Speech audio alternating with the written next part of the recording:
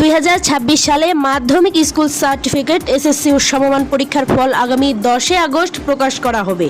সোমবার 27 জুলাই মাধ্যমিক ও উচ্চশিক্ষা বিভাগের সচিব মোহাম্মদ আব্দুল খালেক এ তথ্য নিশ্চিত করেছেন। এর আগে 10 জুলাই ফল প্রকাশের তারিখ নির্ধারণ করা হলেও প্রস্তুত সম্পূর্ণ না হওয়ায় তা পিছিয়ে দেওয়া হয়। গত 18 জুলাই বাংলাদেশে আন্তঃশিক্ষা বোর্ড সমন্বয় কমিটির সভাপতি ও ঢাকা শিক্ষা বোর্ডের চেয়ারম্যান অধ্যাপক সৈয়দ আখতারুজ্জামান জানিয়েছিলেন, নির্ধারিত দিনে ফল প্রকাশ সম্ভব হচ্ছে না, তবে জুলাইয়ের মধ্যে ফল প্রকাশের প্রস্তুতি রয়েছে বলে তিনি উল্লেখ করেছিলেন।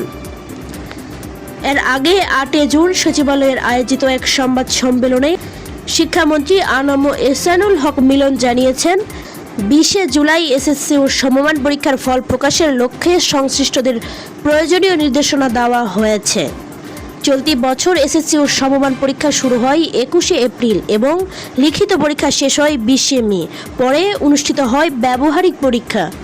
এবছর 9টি সাধারণ বোর্ডের অধীনে এসএসসি মাদ্রাসা শিক্ষা বোর্ডের অধীনে দাখিল এবং দাখিল কারিগরি শিক্ষা বোর্ডের অধীনে এসএসসি ও দাখিল ভোকেশনাল পরীক্ষার্থী 18,60,000-এরও বেশি পরীক্ষার্থী অংশ নেন।